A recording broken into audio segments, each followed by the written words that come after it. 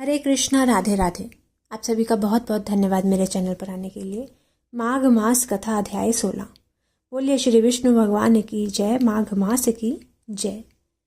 कार्तवीर जी बोले कि हे भगवान, यह राक्षस और कांचन मालिनी कौन थे? उसने अपना धर्म कैसे दिया तथा इन दोनों का साथ कैसे हुआ? हे ब्राह्मण, हे ऋषि अत्रि के संतानों के सूर्य, मुझसे आप मेरे कौतूहल को पूर्ण करते हुए कहिए।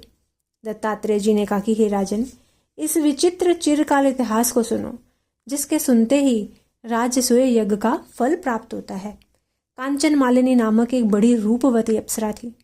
वे माघ मास में प्रयाग स्नान करके शिवजी के मंदिर में जा रही थी।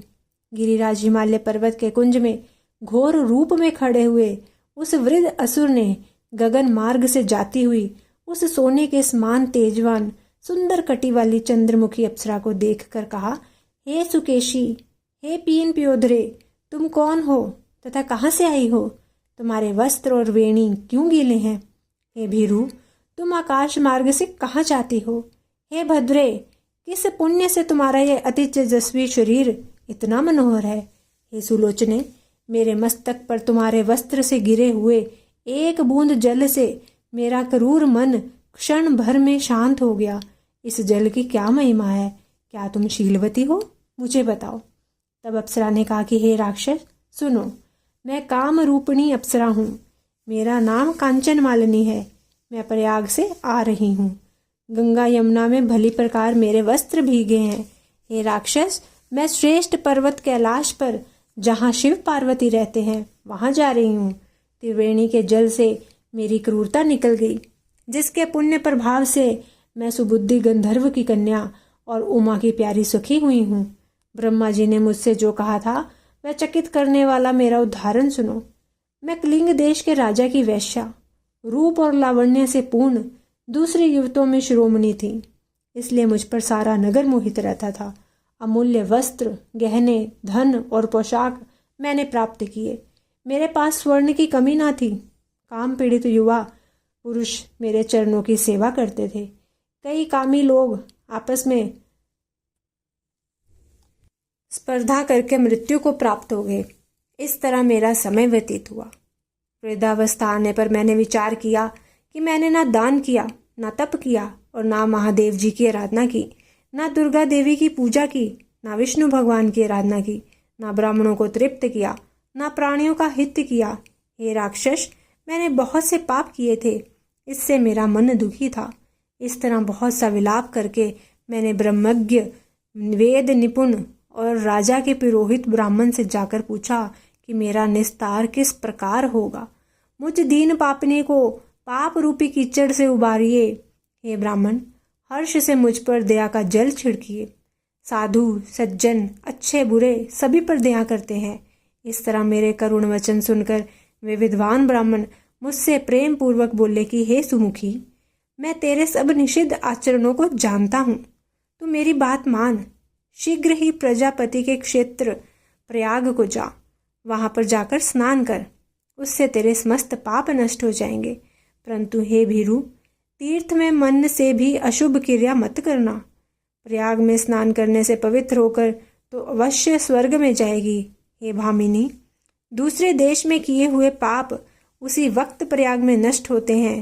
हे भीरू, सुन, पुराने समय में गौतम मुनि की स्त्री को देखकर इंद्र काम के वशीभूत हुआ और अपना काम को छिपाते हुए उसके पास गया।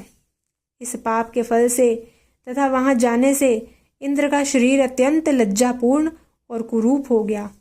उसके पति के शाप से इंद्र के शरीर में हजारों भग चिन्ह हो गए। तब मुंह नीचा करके देवराज इंद्र मेरु पर्वत के शिखर पर 100 योजन लंबे स्वच्छ जल से भरे हुए सरोवर पर जाकर स्वर्ण कमल से भरे हुए कोटर में घुस गया। वहां बैठकर अपने को तथा कामदेव को धिक्कारने लगा। काम के पाप से निंदित होकर सब मनुष्य नरक में जाते हैं। आयुष, कीर्ति, धर्म, यश और धैर्य को नष्ट करने वाले सदैव दुराचारी कामदेव को धिक्कार है। यह विपत्ति का उचित स्थान है। देह में स्थित, दुख से दमन करने योग्य, शत्रु असंतुष्ट तथा सदैव अकल्याण करने वाला पद्म से विलीन हुए स्थान में इंद्र इस तरह कह रहे थे, हे भीरू, इंद्र के बिना देवलोक शोभा नहीं देता। तब देवता, गंधर्व, किन्नर, लोकपाल, इंद्राणी, शची के साथ जाकर गुरु बृहस्पति से पूछने लगे कि हे भगवान, हम नहीं जानते कि इंद्र कहाँ गए, उनको कहाँ देखें। देवगण युक्त उनके बिना स्वर्ग की सुंदरता नहीं। ऐसा उपाय सोचिए जिससे स्वर्ग पुनः शोभित होवे और सनात हो जावे। अब देर नहीं करनी चाहिए। इन लोगों का ऐसा वचन सुनकर बृहस्पति जी बोले, अपने अपराध की लज्जा से वह जहाँ स्थित है मैं जानता हूँ। इंद्र बिना विचारे कार्य करने का फल भोग रहा है। नीति को छोड़ने से भयंकर फल प्राप्त होता है। अरे, राज्य के मद से उन्मत्त कृत्य तथा अकृत्य का विचार ना करें। भाग्य से नष्ट बुद्धि होकर लोग मूर्खता से काम करते हैं, जिसके अपराध से इस लोक तथा परलोक के पुण्य नष्ट हो जाते हैं। जहाँ पर इंद्र था वहाँ पर सब मनुष्य गुरु बृहस्पति को लेकर चले।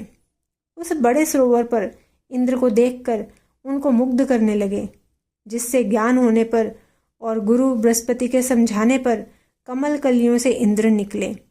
वे मुख कलीन कुरूप थे, उनकी आंखें लज्जा से बंद थी।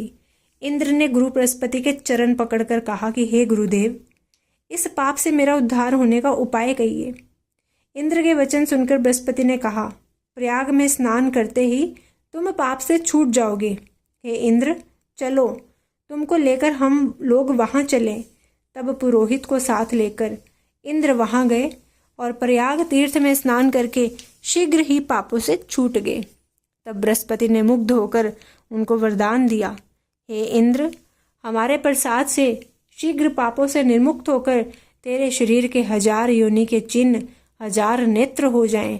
शचीपति इंद्र गुरु बृहस्पति के वरदान से 1000 नेत्रों से ऐसा सुशोभित हुआ जैसे मानसरोवर कमलों से शोभायमान होता है। बोलिए श्री विष्णु भगवान की जय, माघ मास की जय। अगर आपको कथा अच्छी लगे तो कृपा कथा को, वीडियो को लाइक कीजिएगा, शेयर कर दीजिएगा, दूसरों तक पुण्य पहुँचाएंगे। और अगर मेरे चैनल पर नए हैं तो चैनल को सब्सक्राइब कर दीजिए, बेल आइकन प्रेस कर दीजिए ताकि हर वीडियो की नोटिफिकेशन मिलती रहे, और एक कमेंट ज़रूर कीजिएगा। मिलती हूँ अपनी अगली वीडियो के साथ, तब तक के लिए सभी को हरे कृष्णा, राधे राधे।